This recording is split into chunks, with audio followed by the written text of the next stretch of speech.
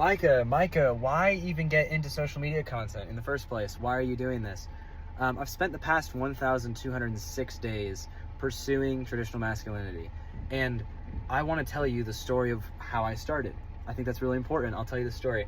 It was June 2022, and I was small. I grew up really small. I grew up as like just a short, scrawny kid, and I grew up in Seattle, Washington. I just always got made fun of. I always got made fun of for being small.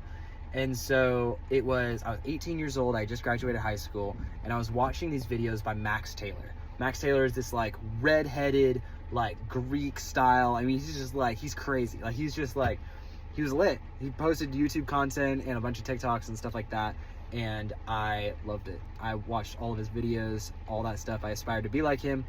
And the catalyst to me being like him was I said I had to go to the gym. So I started going to the gym every single day, which was not sustainable for more than 2 weeks. But I started going to the gym every day in June. Here are some pictures of what I looked like on my first day.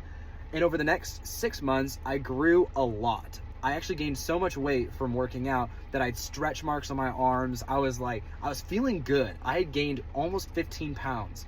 And now, granted, there was a little bit of like little fat that was on there, but ultimately I gained a ton of weight. And it was a ton of muscle as well. I felt like I was the biggest I'd ever been in my life. I was 152 pounds or something, and at 5'9", and pretty nice biceps and chest and legs, and I was feeling myself. And I thought, maybe now I'm a man, and I still didn't feel fulfilled. So I went through multiple different phases of working out, being on working out, being off working out, doing different types of working out, like CrossFit and bodybuilding and all that kind of stuff. There was a point where I wanted to compete. And over the years, I've just realized how much bodybuilding has changed my perception of being a man.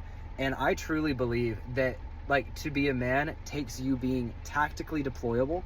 And what I mean by that is, like, be in shape enough to protect others, right? You don't want to, as a man, it's really hard to communicate any type of leadership or control of your own life if people can simply look at you and say, oh, he is out of shape, or he's out of breath simply walking up the stairs.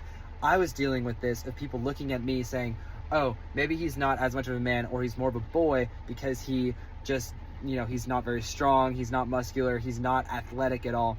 And I wanted to change that narrative. So I want to encourage you, if you're a young man who you feel this way, it literally just takes going to the gym and committing to something that you're going to keep doing regularly. And it's like clearly shows, not just mentally, but also physically, that people can see more that, wow, he is a man that can protect people, and I trust him more.